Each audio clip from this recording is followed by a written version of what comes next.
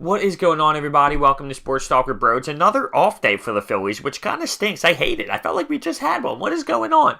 But right now, where the Phillies are, we're 10 games over 500, 47 and 37. And I think it's time to give a little bit of an appreciation post for this Philly squad. Take a look at some stats. Take a look at the way some guys are hitting. Take a look at the way some guys are pitching. The manager situation, obviously. And maybe what we can do in the future to kind of spark this squad up a little bit. So, looking at the hitting aspect of the game, Odubel Herrera, obviously he had the hottest start that I've ever seen and just kept getting on base, finding ways, hits, walks, hit by pitches, anything he possibly could do to get himself on base nice and early, he did that. So right now, he is batting .276 and has 14 home runs, providing a little bit of energy from the way he plays the game. He's got a beautiful personality, no doubt about it. So he obviously is a big centerpiece of this squad. Rhys Hoskins, come on. He's so young. He's so dynamic. Yes, he went in on a little bit of a slump there before he ends up knocking his jaw on a foul ball, but he finds his rhythm as soon as he gets back. He obviously dominated when he came up last year. Hard to duplicate those type of numbers, but right now he's batting .249. He has 20 doubles. He also has 14 home runs, 53 RBIs, and 46 walks. So as a young kid, he's finding a way to have some good at-bats, good approaches, and finds a way to get on base by walking. So if he's not crushing the ball every single time, he's still finding a way to get on base and gets a solid amount of walks. Speaking of walks, though, Carlos Santana with 65, stop.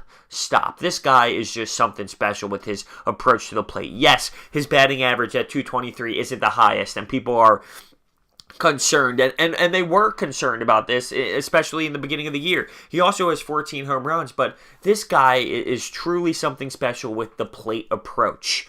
65 walks, he always finds a way to be a genius up there when the pitcher is pitching. He works the strike zone. It's beautiful to watch, and he finds his way walking, and it's so solid. Speaking of solid, Cesar Hernandez, the leadoff guy. I mean, he's got 13 stolen bases, 12 doubles, 57 walks, and batting at .263. One thing you do realize that while I'm running through these statistics, we don't have anybody batting over 300, but we're still successful. Interesting. I mean, really, we don't have anybody batting over 300. Sometimes Odubel flirts around it, flirts over it just a tad, but at .276 right now, he's a little bit below than that, obviously. But Cesar, the way he leads off this team, he's tremendous. I love him.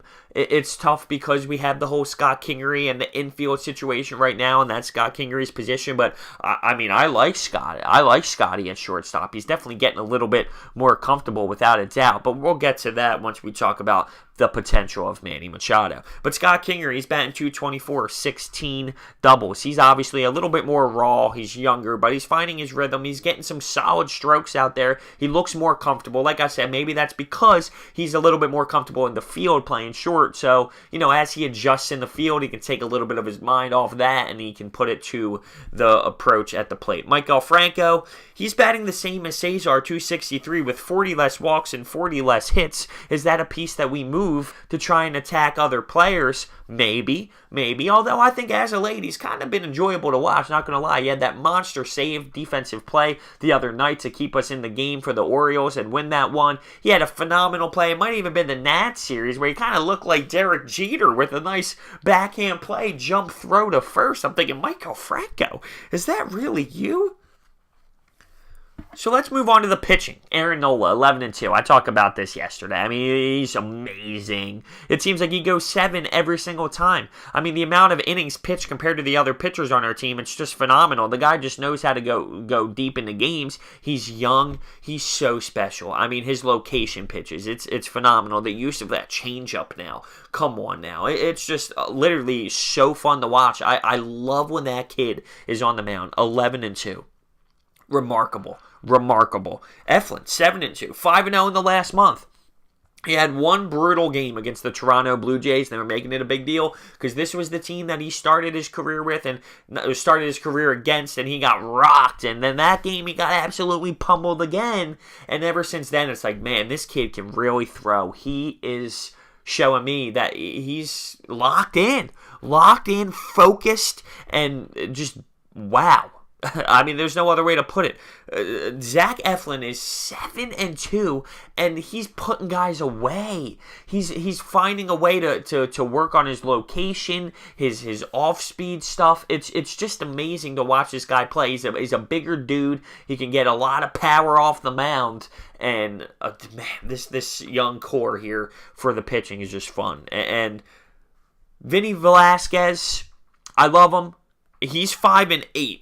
I don't think his record shows how he's been pitching. Speaking of putting away guys, he can strike out a ton. Yes, he does struggle to go deep into games. I think he would be a perfect bullpen guy if we can bring in another arm. I mean, he really does find ways to put guys away, strike guys out, and yeah, then he gets a little fatigued and he can't go deep, but that's perfect for the bullpen situation. I think if we can bring in another arm, that's the guy who goes in the back of the bullpen, and we will be able to be successful.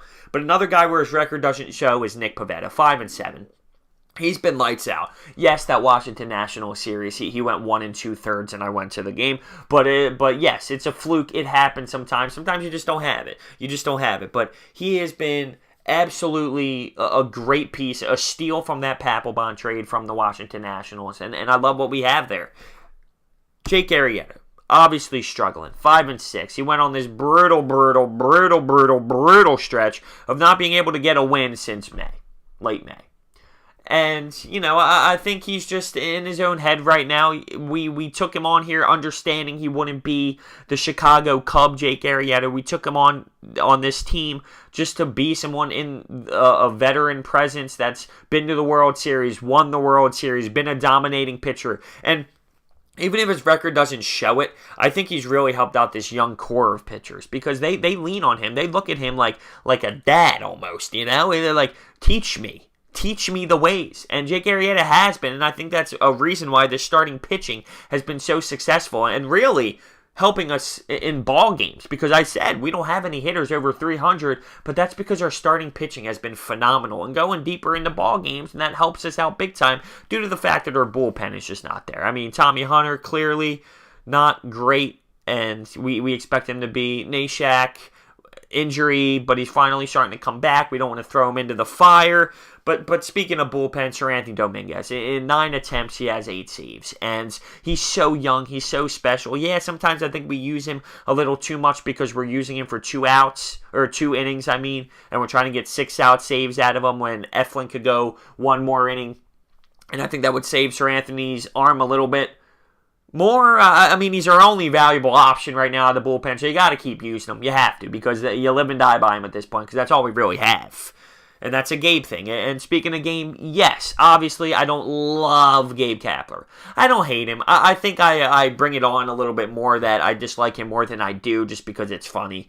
But, some of the things I definitely disagree with the way he manages the game. But I said this at the end of the last episode of the Phillies game. When you take a look at it, we're 47-37. And he's, turning some guys around. Like Odubel was a nutcase and he did whatever he wanted in years past. And Gabe comes in and he locks in a little bit more. I think he's got a little, a stricter but still good personality for this ball club. But yeah, sometimes with his manager decisions, I get a little skeptical. And lastly, we're on the rise, right? So people want to come play for us. Manny Machado, us, the Braves and the Diamondbacks, and potentially the Dodgers, and I'm sure there's some other squads out there, have their eyes on Manny Machado. And I think after this weekend, after we gave him some cheers and he was discussing to the media how it's interesting. The Phillies have a good organization. Well, he's worked with guys in our upper management before, and he's intrigued. So there it is. It's an off day. There's a little breakdown of what we got with the Phillies right now. Let me know what you think, your thoughts on this, on our squad, on the season, on Gabe, on Manny. Hit that thumbs up button, subscribe, comment down below. Thank you guys so much for watching. I'll see you next time.